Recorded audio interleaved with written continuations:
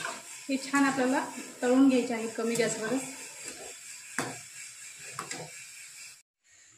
Hello, प्रतिभा किचनमध्ये स्वागत आहे। आज आपण करणार आहोत अंडा भजी। हे वेगळ्या प्रकारचे अंडा भजी आहेत, तुम्ही पण नक्की करून बघा आणि रेसिपी तर खूप सोपी आहे। इथे बघा, मी 1 वाटी बेसन घेतला आहे आणि 2 मीडियम साईजचे कांदे घेतले आहेत आणि 2 बॉईल करून अंडे घेतले आहेत। थोड्याशा मिरच्या लागणार आहेत, कोथिंबीर आणि 1 अंडं आणि ओवा आणि खायचा सोडा आणि थोडंसं मीठ। आता याच्यामध्ये आपण हे सगळे कांदे आपण ह्याच्यामध्ये टाकूया। आता रेसिपी तुम्ही नक्की ट्राय करा, खरंच रेसिपी खूप सोपी आहे। आता याच्यामध्येच आपल्याला मिरच्या पण टाकायच्या आहेत।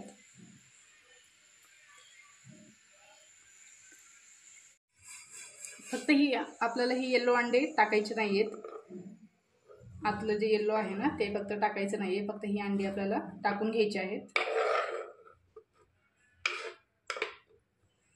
आता याच्यामध्ये थोडंसं ओवा आणि थोडंसं खायचा सोडा पण टाकायचा आहे आणि थोडंसं मीठ टाकायचं आहे आपल्याला। आता हे पाण्यामध्ये नाही भिजवायचं, हे अंड्यामध्येच आपल्याला सगळे मिक्स करून घ्यायचं आहे। हे एक अंडा आपण याच्यामध्ये टाकूया।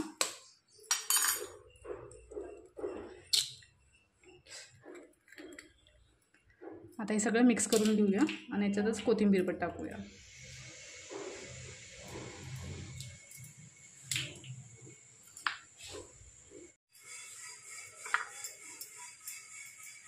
खूप छान लागतात, तुम्ही खरंच रेसिपी नक्की ट्राय करा,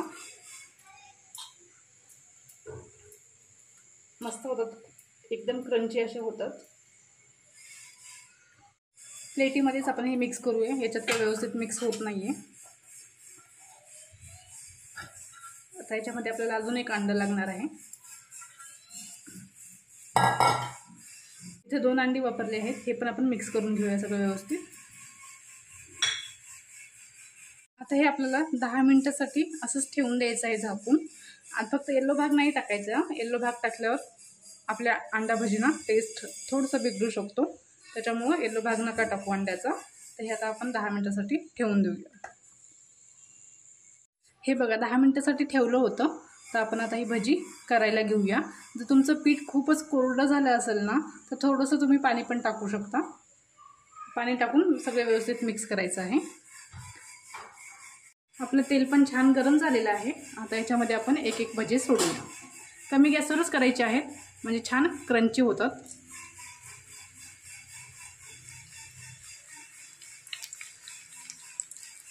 माझ्या रेसिपीज कशा वाटतात नक्की सांगा, कमेंट करा, रेसिपी कशी वाटली नक्की सांगा आणि प्रतिभा किचनला फॉलो करा, लाईक करा आणि शेअर करा।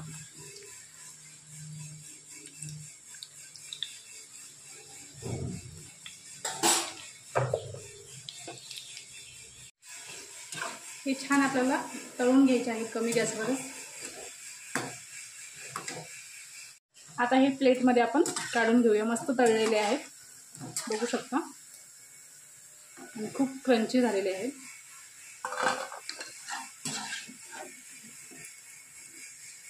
तुम्ही पण नक्की ट्राय करा तुमच्या घरी, खरंच खायला खूप मस्त लागतं। थोड्याशा वेगळ्या पद्धतीने केलेत, रेसिपी कशी वाटली नक्की सांगा मला।